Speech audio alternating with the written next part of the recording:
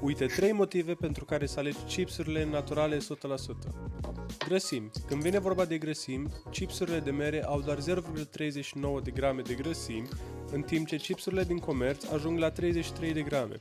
Asta înseamnă că cele din mere nu conțin uleiuri prăjite și sunt mult mai sănătoase pentru organism.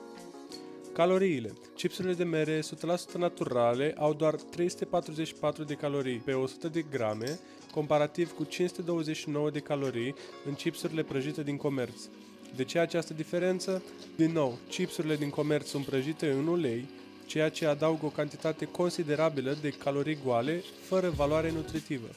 Pe de altă parte, chipsurile de mere sunt doar felii de fructe uscate, fără ulei, zahăr sau alți aditivi. Iar cel de-al treilea motiv, fibrele. Chipsurile naturale de mere sunt bogate în fibre, cu 16 grame, spre deosebire de cele din comerț, care pierd foarte multe fibre din cauza procesării industriale. Tu pe care le-ai alege? Uscate, nu prăjite.